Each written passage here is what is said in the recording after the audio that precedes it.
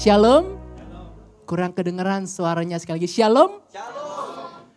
Pertama-tama aku mau mengucapkan terima kasih untuk kesempatan yang diberikan untuk boleh kembali datang ke tempat ini menyampaikan firman Tuhan. Tapi sebelum aku mulai, aku mau tanya dulu siapa yang di sini masih sekolah. Boleh angkat tangannya? Yang masih sekolah, ya, mau sekolah teologi ya, mau sekolah SMP, ada? Boleh angkat tangan yang tinggi, yang masih kuliah juga? Oke, makasih ya. Yang sudah bekerja ada angkat tangannya? Oke, makasih. Yang sudah berkeluarga ada? Oke, pertanyaan terakhir, yang mau berkeluarga angkat tangan? Mau ya, kasih tepuk tangan dulu dong buat teman-teman yang luar biasa ya di tempat ini. Mungkin ada yang baru pertama kali lihat saya. Perkenalkan, nama saya adalah Martial Blessing, lahir di Jakarta 20 Juli 94. Jadi tahun ini saya sudah sacap ya.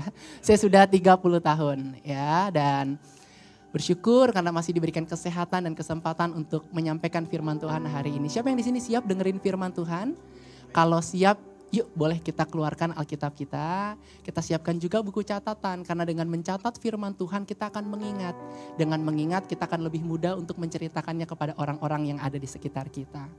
Tema yang diberikan kepada saya yaitu berartinya sebuah kepercayaan. Siapa yang percaya bahwa kepercayaan yang diberikan itu ada tanggung jawab di dalamnya? Siapa yang percaya? Percaya ya bahwa ketika kepercayaan yang diberikan maka ada tanggung jawab juga yang menyertainya. Dan tahukah saudara bahwa ada satu pribadi yang memberikan kepada setiap kita kepercayaan, namanya Yesus Kristus Tuhan. Itu sebabnya hari ini saya memberikan judul firman Tuhan, boleh minta tolong ditampilkan? Judul firman Tuhan hari ini yaitu Tuhan yang memberikan kepercayaan. Jadi boleh ditulis ya, judul firman Tuhan hari ini yaitu Tuhan yang memberikan kepercayaan. Yuk kita buka dulu Alkitab kita dari kitab Kejadian pasal yang pertama ayat yang ke-28. Kitab Kejadian pasal yang pertama ayat yang ke-28. Demikianlah firman Tuhan, Allah memberkati mereka, lalu Allah berfirman kepada mereka, beranak cuculah dan bertambah banyak, penuhilah bumi dan taklukkanlah itu. Berkuasalah atas ikan-ikan di laut dan burung-burung di udara dan atas segala binatang yang merayap di bumi. Amin.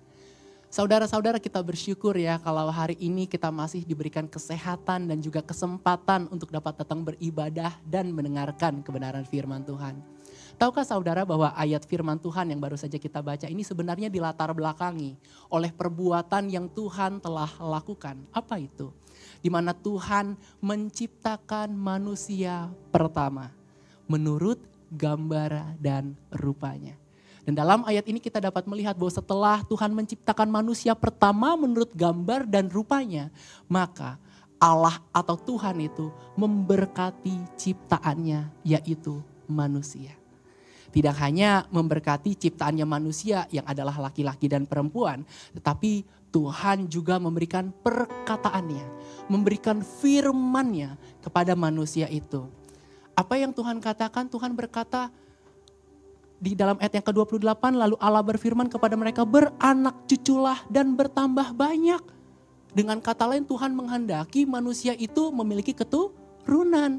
Supaya apa? Supaya dengan keturunan yang dimiliki maka dapat menguasai bumi yang Tuhan telah ciptakan. Jadi masa depan bumi diserahkan kepada manusia untuk dikelola. Itulah tujuan Tuhan, mengapa Tuhan mau manusia bertambah banyak. Supaya keturunan dari manusia dapat berkuasa atas bumi. Selain itu Tuhan juga memberikan kepercayaan kepada manusia untuk apa? Mengelola ikan-ikan, burung-burung dan semua binatang yang merayap di bumi.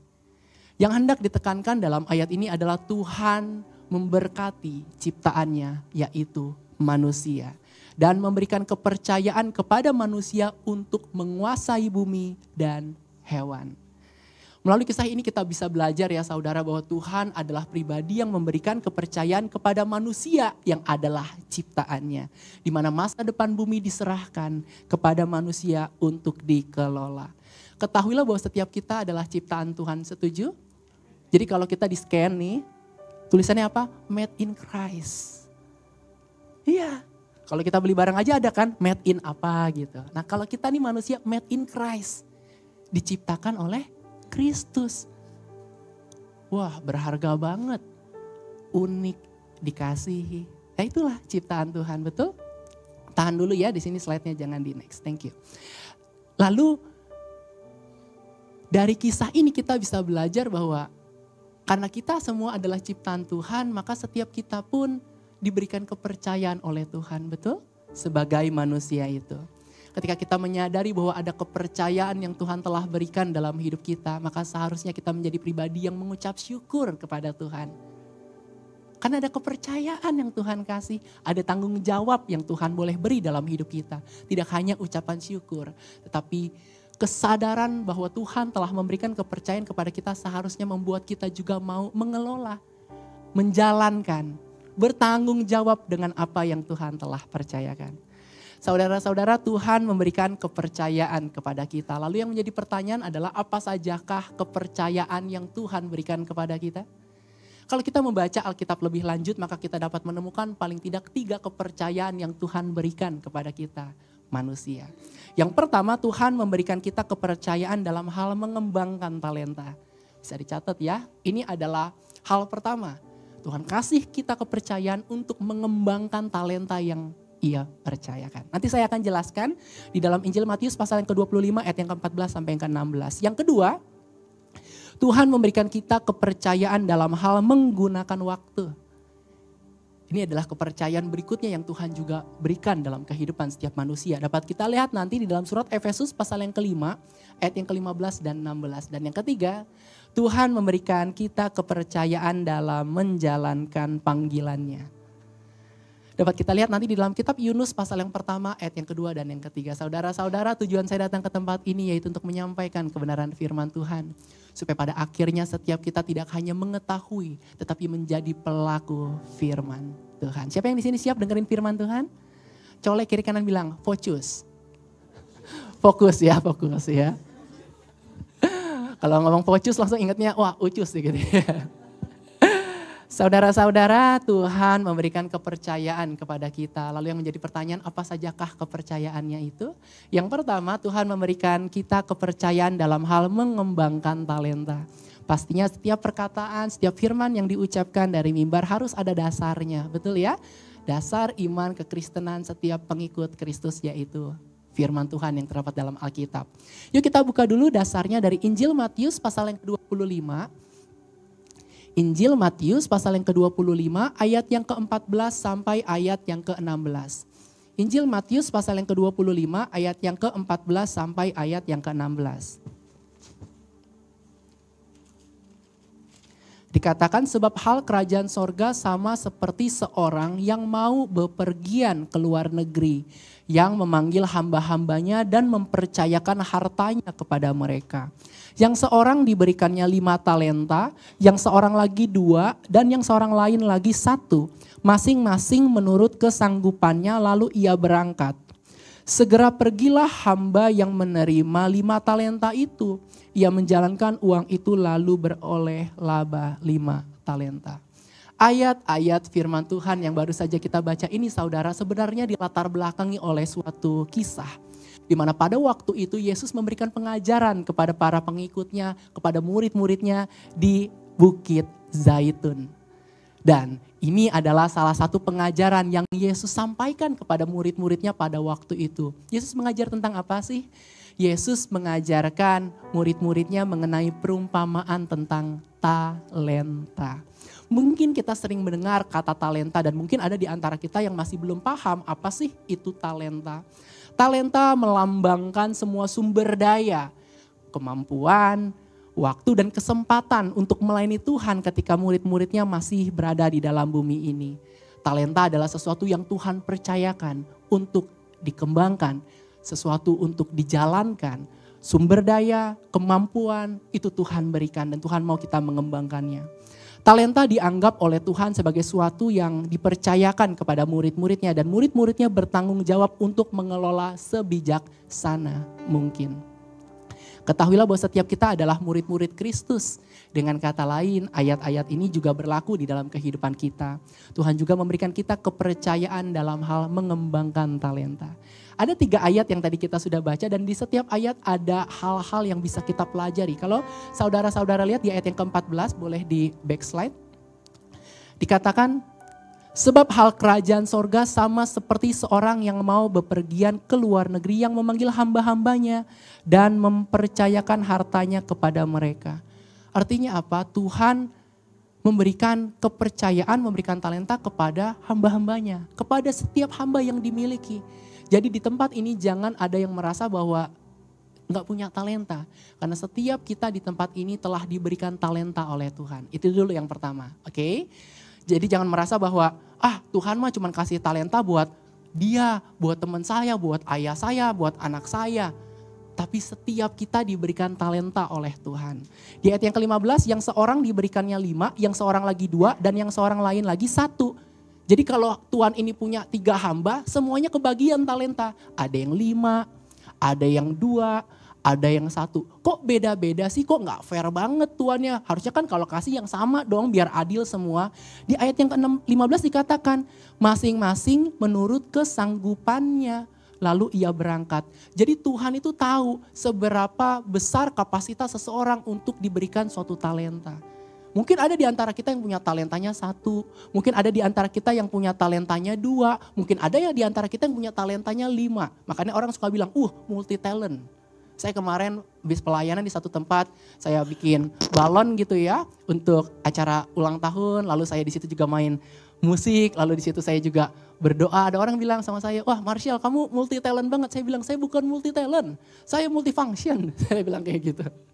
Karena talenta itu datang dari Tuhan dan saya percaya setiap orang punya talenta yang Tuhan telah berikan. Dan setiap talenta diberikan sesuai dengan kekuatan, sesuai dengan kapasitas yang kita miliki. Jadi gak perlu iri sama orang yang punya talenta banyak. Selain gak perlu iri, kita juga gak perlu membandingkan talenta kita dengan orang lain. Cukup sadari apa sih talenta, apa sih kemampuan yang Tuhan telah berikan dalam hidupku. Jadi jangan pernah merasa diri tidak mampu. Oke? Tuhan sudah kasih talenta. Setiap orang diberikan talenta menurut kesanggupannya. Di ayat yang ke-16, next slide dikatakan, segera pergilah hamba yang menerima 5 talenta itu, ia menjalankan uang itu lalu beroleh laba 5 talenta. Menjalankan dengan kata lain Tuhan mau talenta yang telah dipercayakan dijalankan, dikembangkan. Jangan disimpan. Banyak kebenaran yang bisa kita pelajari dari kisah ini. Saya belajar, saya berdoa semoga setiap kita menyadari bahwa Tuhan telah memberikan kepercayaan kepada kita yaitu talenta. Setiap orang punya talenta dari Tuhan, berapapun jumlahnya itu gak terlalu penting. Yang penting adalah apa respon kita terhadap talenta yang Tuhan percayakan. Mau talentanya 1, mau talentanya 2, mau talentanya 5. Berapapun jumlahnya yang penting adalah apa yang telah kita lakukan terhadap talenta itu. Yang lebih penting di hadapan Tuhan. Ya. Di dalam surat 1 Petrus pasal yang keempat. 1 Petrus pasal yang keempat, ayat yang ke-10 dan yang ke-11. Dikatakan, layanilah seorang akan yang lain sesuai dengan karunia yang telah diperoleh tiap-tiap orang sebagai pengurus yang baik dari kasih karunia Allah. Jika ada orang yang berbicara, baiklah ia berbicara sebagai orang yang menyampaikan firman Allah. Jika ada orang yang melayani, baiklah ia melakukannya dengan kekuatan yang dianugerahkan Allah. Supaya Allah dimuliakan dalam segala sesuatu karena Yesus Kristus. Ialah yang mempunyai kemuliaan dan kuasa sampai selama-lamanya. Amin. Ke ayat 10 dulu, aku coba jelaskan ya. Layanilah seorang akan yang lain sesuai dengan karunia. Apa sih karunia itu?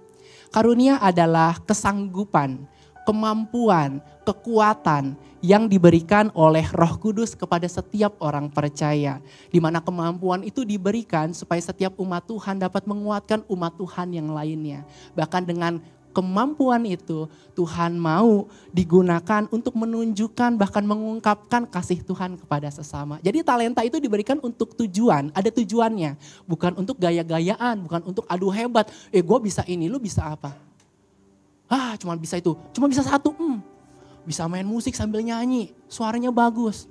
Ingat ya, talenta itu diberikan bukan untuk sombong-sombongan, tapi untuk memuliakan Tuhan. Di dalam ayat yang ke 11-nya, next slide, dikatakan jika ada orang yang berbicara, baiklah ia berbicara. Jadi salah satu karunia yang Tuhan berikan dalam kehidupan manusia yaitu berbicara. Dia fasih banget untuk menyampaikan apa? Firman Allah, betul? Baiklah ia berbicara sebagai orang yang menyampaikan firman Allah. Jika ada orang yang melayani, baiklah ia melakukannya dengan kekuatan yang dianugerahkan Allah. Ternyata Tuhan tidak hanya memberikan karunia, tetapi Tuhan memberikan kekuatan untuk seseorang juga dapat melakukannya. Jadi ketika kita mau mengembangkan talenta, jangan andalkan kekuatan kita, andalkan kekuatan Tuhan, karena kekuatan kita terbatas. Tuhan itu bersedia banget untuk memampukan setiap anak-anaknya. Makanya kan Tuhan bilang justru dalam kelemahanlah kuasaku menjadi sempurna. Allah menentang orang yang congkak tapi mengasihani orang yang rendah hatinya. Tuhan gak cari orang hebat Bapak Ibu. Tuhan cari orang yang mau untuk dipakai olehnya. Mungkin kita sadar, saya mah terbatas banget Marshall, gak kayak dia. Nanti saya akan tunjukkan ya bahwa Tuhan tuh bisa pakai siapa saja. Apapun latar belakang yang kita miliki itu tidak membatasi Tuhan untuk memakai kehidupan setiap manusia. Nanti saya tunjukin ayatnya ya. Kita sudah mengerti apa itu karunia dan saya percaya bahwa setiap orang minimal punya satu karunia atau satu talenta. Ya. Saya nggak tahu siapa yang di sini punya sedikit, siapa yang di sini punya banyak. Tapi hari ini saya mau mengencourage saudara-saudara semua untuk mau menjalankan, menggunakan, mengembangkan talenta itu untuk kemuliaan nama Tuhan. Di sini dikatakan, lanjut lagi, supaya Allah dimuliakan dalam segala sesuatu. Betul? Jadi tujuan talenta itu diberikan untuk dikembangkan supaya nama Tuhan dipermuliakan. Jadi kalau saudara-saudara pengen menjadi seorang anak Tuhan yang dapat memuliakan nama Tuhan, salah satunya yaitu dengan mau menjalankan talenta itu. Mengembangkan talenta itu. Mungkin ada yang punya talenta melayani, mengajar, memimpin. Tadi saya lihat ada yang punya talenta menari, ada yang punya talenta bermain musik, ada yang punya talenta mengajar, ada yang punya talenta hal apapun. Setiap kita punya talenta. Pastikan bahwa talenta itu gak dipendem, tetapi kita mau gunakan untuk kemuliaan nama Tuhan. Ya. Mungkin ada yang di sini suka masak, talentanya masak gitu ya. Baru lihat garam sedikit, udah langsung, nggak perlu ini tester lagi, udah pokoknya pasti jos gitu ya. Macem-macem, setiap orang punya talenta, sadari itu dan gunakan itu untuk kemuliaan nama Tuhan ya. Saya mau tutup bagian yang pertama ini dengan satu kisah di dalam Alkitab. Dia seorang tokoh Alkitab yang menurut saya luar biasa karena dia mengetahui apa yang menjadi talenta yang Tuhan percayakan dalam hidupnya. Dan dia gak cuma tahu tapi dia mau menjalankan talenta itu. Namanya adalah Paulus. Paulus ini adalah salah satu tokoh di dalam Alkitab yang mau menjalankan talenta. Waktu itu Paulus itu sedang berada di Miletus. Lalu dia tahu nih waktunya gak banyak karena dia mau pergi lagi ke tempat yang lain. Tapi dia perlu untuk menyampaikan pesan. Akhirnya dia bilang, coba kamu, dia utus seseorang gitu ya untuk panggil para penatua dari Efesus untuk menjumpai Paulus di Efesus. Singkat cerita Paulus menyampaikan pesan yang Tuhan mau untuk diberikan kepada para penatua di Efesus. Dan di next boleh, di dalam Kisah Para Rasul pasal yang ke-20, ayat yang ke-24. Paulus mengatakan apa? Dikatakan di sini, tetapi aku tidak menghiraukan nyawaku sedikit pun. Asal saja aku dapat mencapai garis akhir dan menyelesaikan pelayanan yang ditugaskan oleh Tuhan Yesus kepadaku untuk memberi kesaksian tentang Injil kasih karunia Allah. Paulus melihat bahwa talenta, kemampuan untuk menjadi saksi Kristus itu sebagai suatu perlombaan yang harus dijalankan dan diselesaikan sampai akhir. Bahkan nyawanya pun tidak membatasi dirinya untuk mengembangkan talenta itu. Nah inilah Paulus. Dia mau menyelesaikan. Saya berdoa ya semoga talenta yang Tuhan percayakan tidak hanya kita gunakan 1 bulan, 2 bulan. Tapi selama kita hidup talenta itu terus kita jalankan. Ya. Karena setiap orang pada akhirnya akan diminta pertanggungjawabannya masing-masing. Apa yang telah kamu lakukan dengan talenta yang telah kupercayakan. Seperti itu. Walaupun ketika melayani Tuhan banyak rintangan yang dialami oleh Paulus. Tetapi itu tidak membuat Paulus berhenti untuk tetap melayani Tuhan. untuk tetap memberitakan Injil, untuk tetap mengembangkan talenta yang Tuhan percayakan. Saya berdoa apapun musim kehidupan yang sedang saudara-saudara alami, itu tidak menghentikan saudara untuk mau tetap mengembangkan talenta yang Tuhan telah percayakan. Saya ingat banget waktu pandemi, siapa yang di sini terdampak pandemi boleh angkat tangan, yang tidak terdampak gak apa-apa. Ada ya. Saya sih waktu itu terdampak ya. Jadi saya di rumah. Saya di rumah lalu akhirnya banyak undangan-undangan pelayanan yang mesti di cancel karena kan nggak bisa melakukan ibadah ya secara onsite. Lalu di situ saya doa sama Tuhan, Tuhan mau apa? Lalu akhirnya saya dapat hikmat, kamu bikin khotbah aja dari rumah. Jujur waktu itu saya takut banget karena saya belum pernah melakukan hal itu. Dan saya merasa diri saya nggak mampu untuk melakukan hal itu. Tapi saya tahu ketika Tuhan memberikan suatu pesan, berarti Tuhan tahu bahwa kita sanggup untuk melakukannya. Akhirnya saya belajar untuk taat. Oke deh, kalau Tuhan mau, saya juga mau. Karena saya belajar untuk melakukan apa yang Tuhan mau, bukan apa yang saya mau. Saya doa sama Tuhan, akhirnya saya diberkati oleh Tuhan, saya punya mimbar di rumah. Ya, tulis blessing gitu. Terus akhirnya saya mulai preaching dari rumah, syuting gitu ya dari rumah. Lalu akhirnya publish di YouTube dan juga dijadikan konten khotbah ya untuk gereja-gereja yang mengundang untuk meminta rekaman khotbahnya. Di situ saya menyadari bahwa dimanapun Tuhan tempatkan kita untuk berada, apapun rintangan yang mungkin kita hadapi, biarlah itu tidak membatasi kita untuk mau tetap mengembangkan talenta yang Tuhan percayakan. Ya, kalau bilang kasarnya mah jangan banyak alasan lah gitu. Jangan banyak alasan lah, pasti ada jalan kok pasti. Kan Tuhan kita kreatif kan, dia punya banyak cara untuk memberikan kita hikmat. Bagaimana caranya kita mengembangkan talenta tersebut. Ya, ingat tujuan mengembangkan talenta supaya nama Tuhan dipermuliakan. Nah itulah bagian yang pertama. Kita sudah mengerti bahwa Tuhan memberikan kita kepercayaan dalam hal mengembangkan talenta. Siapa yang diberkati boleh angkat tangannya. Kita lanjut ya ke bagian yang kedua. Tuhan memberikan kita kepercayaan dalam hal menggunakan waktu. Surat Efesus pasal yang kelima, ayat yang ke-15 dan 16. Surat Efesus pasal yang kelima, ayat yang ke-15 dan 16 dikatakan, karena itu perhatikanlah dengan saksama bagaimana kamu hidup. Janganlah seperti orang bebal, tetapi seperti orang arif.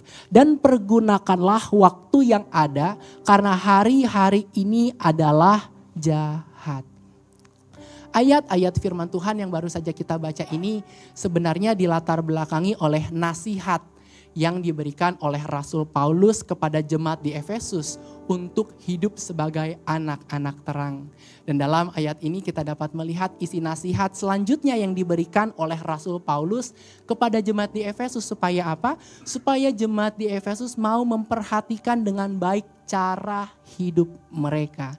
Mereka seharusnya hidup dengan bijaksana dan mau menggunakan waktu yang ada dengan sebaik-baiknya. Sebab kejahatan itu banyak terjadi oleh perbuatan kuasa jahat. Jadi sebagai anak-anak terang hiduplah dengan bijaksana. Salah satunya dengan cara apa? Menggunakan waktu yang ada dengan sebaik-baiknya.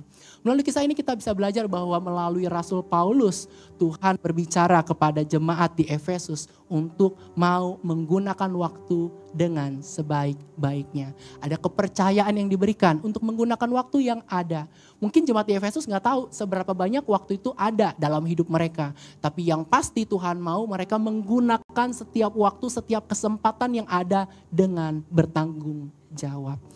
Ketahuilah sebagaimana Tuhan memberikan jemaat Efesus kepercayaan dalam hal menggunakan waktu, demikian pula dengan kita. Tuhan juga memberikan kepercayaan kepada kita dalam hal menggunakan waktu. Setiap orang punya waktu 24 jam. Setuju? Ada yang waktunya cuma 23 jam, 22 jam, ada? Enggak. Setiap orang punya waktu yang sama, tetapi kadang-kala kita memperlakukannya berbeda, betul?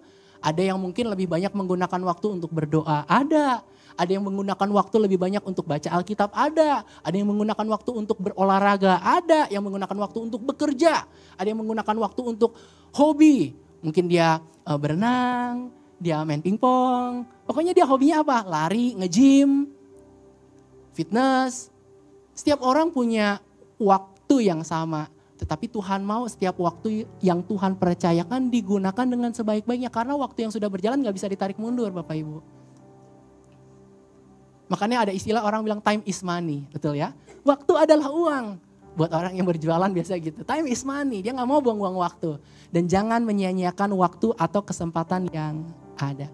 Saya gak tahu apa yang saudara-saudara lakukan setiap harinya. Tapi saya berdoa kepada Tuhan semoga setiap hari saudara-saudara selalu berdoa kepada Tuhan untuk diberikan hikmat. Tuhan, berikan saya hikmat-Mu supaya saya tahu apa yang harus saya lakukan hari ini. Jangan sampai kita miss momentum. Tuhan mau pakai kita untuk lakukan ini tapi karena kita tidak dapat mengelola waktu dengan benar, akhirnya apa yang Tuhan mau kasih gak bisa kita terima. Percayalah dalam hidup ini tuh ada yang namanya musim, betul? Saya ingat banget waktu sebelum COVID, saya tuh dapat musim kehidupan untuk melayani Tuhan bersama dengan keluarga dan volunteer di rumah sakit jiwa. Ada Pak Robi juga ikut, Pak Irwan juga ikut melayani di sana. Jadi saya nggak menyesali ketika pandemi COVID datang melanda dan akhirnya saya tidak dapat kembali lagi melayani di sana. Karena saya telah menggunakan waktu yang ada, kesempatan yang ada dengan sebaik-baiknya. Jadi saya berdoa semoga setiap orang di tempat ini pada akhir hidupnya tidak mengalami yang namanya penyesalan. Tapi yang adalah ucapan syukur, terima kasih Tuhan. Karena waktu Engkau kasih waktu untuk saya pakai untuk ngerawat orang tua saya. Saya pakai waktu saya untuk jaga anak-anak saya. Saya pakai waktu saya untuk bekerja dengan sungguh-sungguh. Saya pakai waktu saya untuk beribadah kepada Tuhan. Karena gak ada satu orang pun di tempat ini yang tahu sampai kapan hidupnya ada. Betul?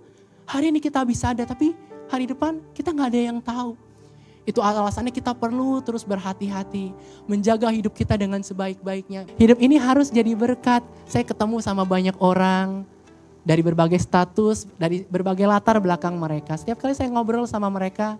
Ternyata ada satu kerinduan yang dimiliki. Mereka rindu hidupnya jadi berkat. Buat banyak orang.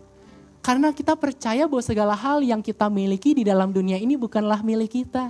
Segala hal yang dapat kita miliki. Baik itu harta materi, benda apapun, kemampuan, apapun.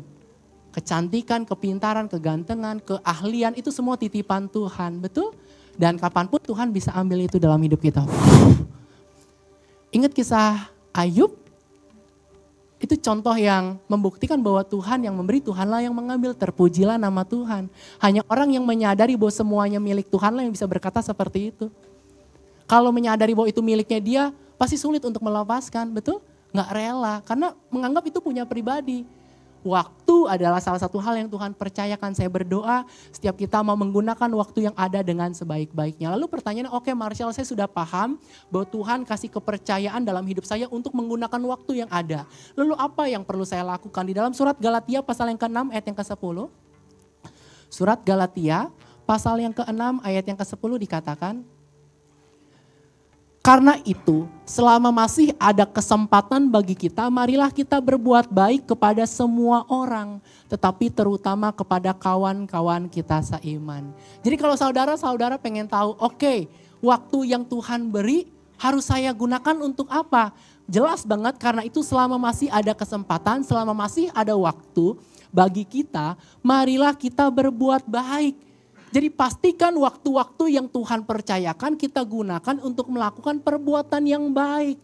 Kalau selama ini kita gunakan waktu kita untuk mungkin main game. Main game itu gak salah ya, tapi kalau hanya digunakan hanya untuk main game, untuk hanya nonton drakor saja.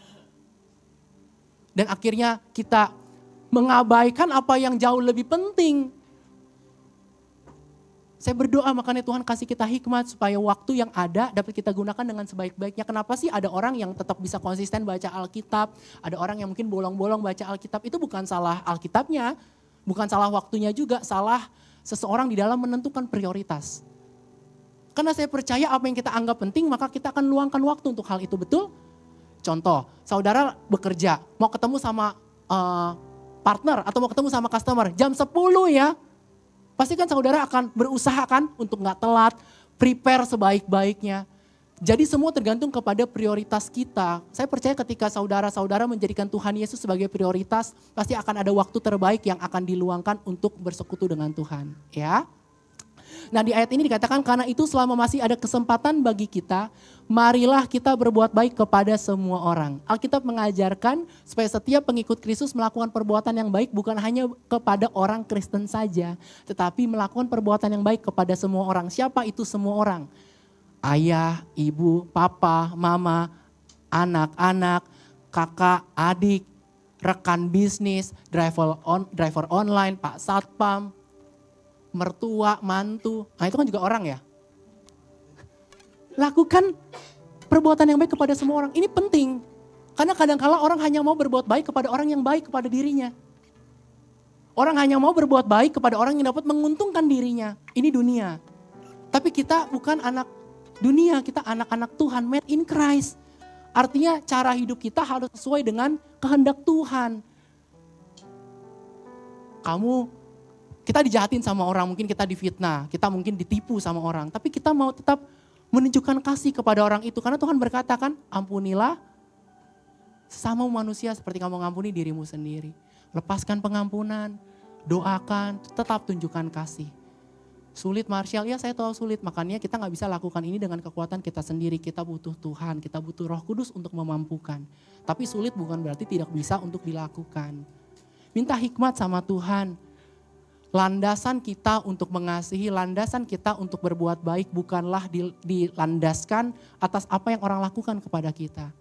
Tetapi didasarkan pada kasih Tuhan kepada kita. Ketika setiap orang menyadari bahwa Tuhan sangat mengasihi kehidupannya, maka kita akan terus dimampukan untuk dapat menunjukkan kasih kepada semua orang. Jadi kasih kita tuh kasih sekalipun kamu jahat sama aku akan tetap mengasihimu.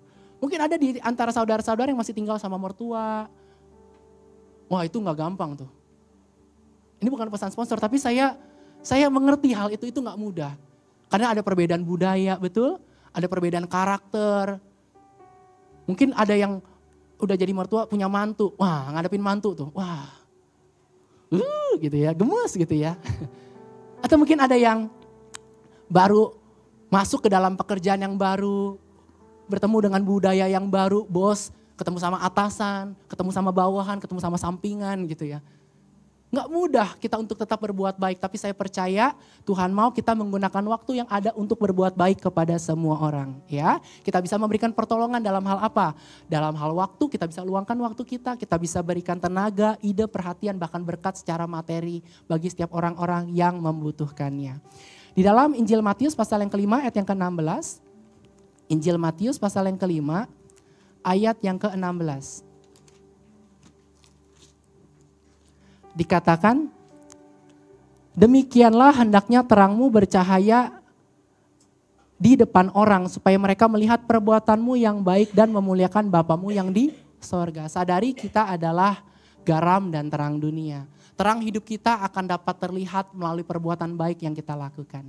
Dan ingat, perbuatan baik dilakukan bukan untuk mendapatkan pujian, tapi supaya nama Tuhan dipermuliakan. Setiap orang punya standar kebaikan yang berbeda-beda, tapi standar kehidupan anak-anak Tuhan yaitu Alkitab, kebenaran ini. Karena yang baik belum tentu benar, tapi yang benar sudah pasti baik. Ya, penting baca Alkitab supaya kita tahu apa yang harus kita perbuat. Ya, saya mau tutup bagian yang kedua ini dengan satu ayat, Kitab Mazmur pasal yang ke-90 ayat yang ke-12. Ini doa Musa ketika dia hidup di dalam dunia. Kitab Mazmur pasal yang ke-90 ayat yang ke-12 dikatakan, ajarlah kami menghitung hari-hari kami sedemikian hingga kami beroleh hati yang bijaksana. Saya berdoa semoga ini tidak hanya menjadi doa Musa tetapi menjadi doa setiap kita. Kita mau berdoa kepada Tuhan untuk dapat memanfaatkan setiap hari, setiap waktu yang ada dengan sebaik-baiknya. Saya berdoa mulai hari ini ketika kita bangun di pagi hari kita langsung doa sama Tuhan. Tuhan, terima kasih kalau saya masih boleh hidup sampai saat ini. Artinya masih ada tugas yang Tuhan mau untuk saya kerjakan. Tuhan, tolong saya, pertemukan saya dengan orang-orang yang tepat yang Kau mau untuk saya temui. Supaya waktu-waktu yang ada, kesempatan-kesempatan yang ada tidak kita sia-siakan. Tetapi dapat kita gunakan untuk melakukan perbuatan yang baik sehingga nama Tuhan dipermuliakan. Itu adalah hal yang kedua yang telah kita pelajari. Yang pertama talenta, yang kedua mengenai waktu, dan yang ketiga Tuhan memberikan kita kepercayaan dalam hal menjalankan panggilannya. Kita buka dulu yuk kitab Yunus pasal yang pertama ayat yang kedua dan yang ketiga. Kitab Yunus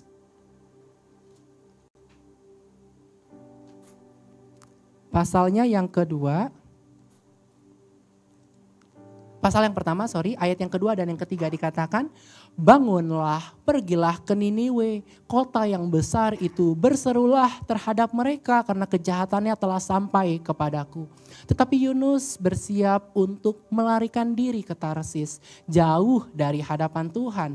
Ia pergi ke Yafo dan mendapat di sana sebuah kapal yang akan berangkat ke Tarsis. Ia membayar biaya perjalanannya lalu naik kapal itu untuk berlayar bersama-sama dengan mereka ke Tarsis jauh dari hadapan Tuhan.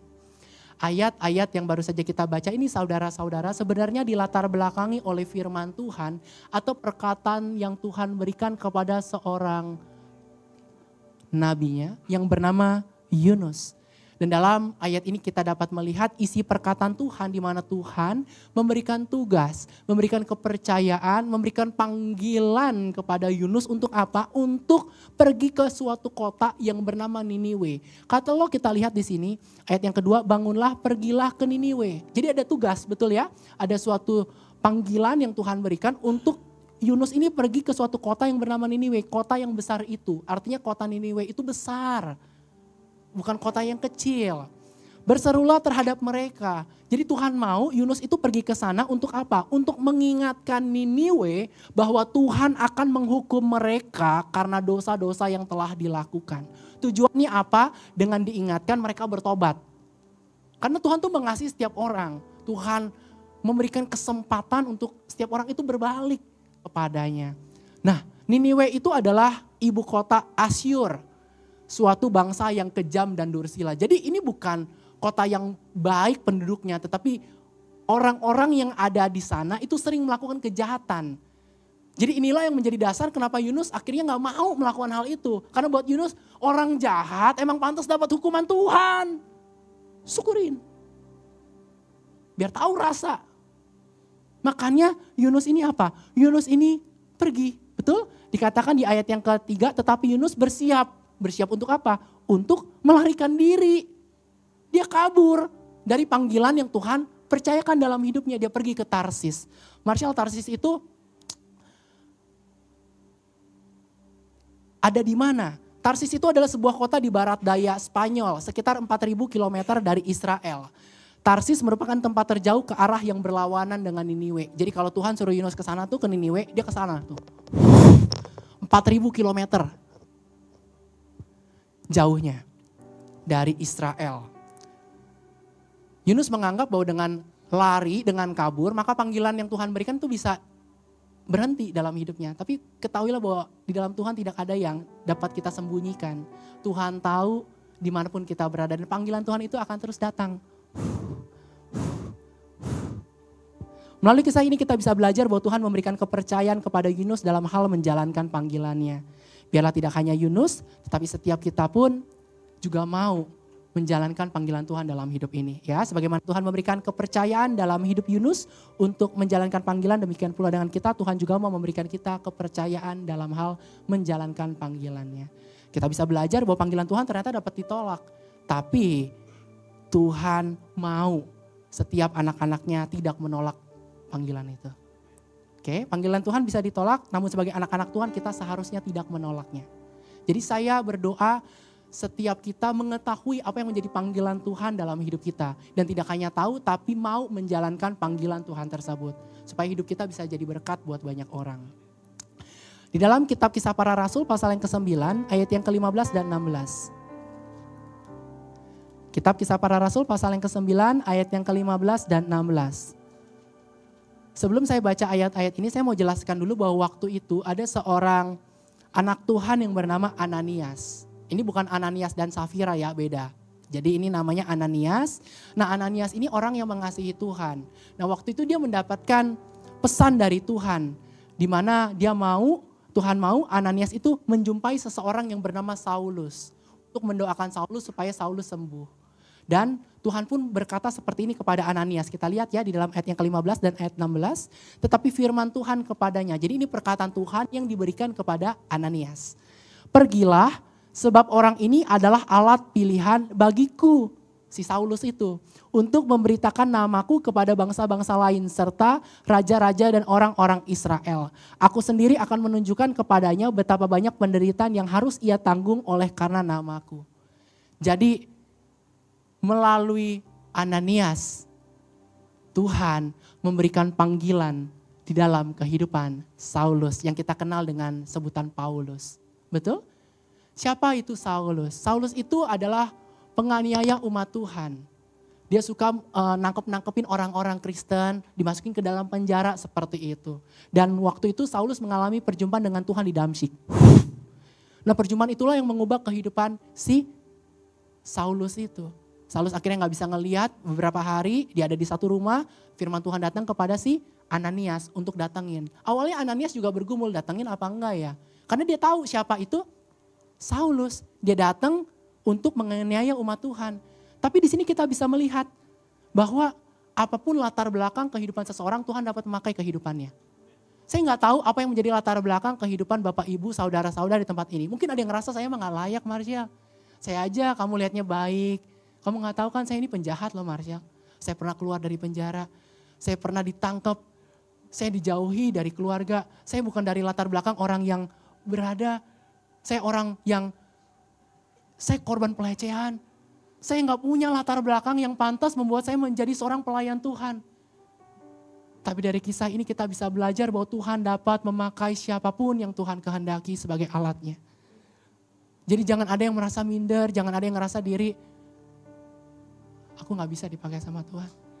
Tuhan mau pakai setiap kita. Pertanyaannya apakah kita mau dipakai olehnya? Jadi berhenti untuk bertanya, Tuhan mau pakai aku nggak ya? Tuhan mau pakai setiap kita.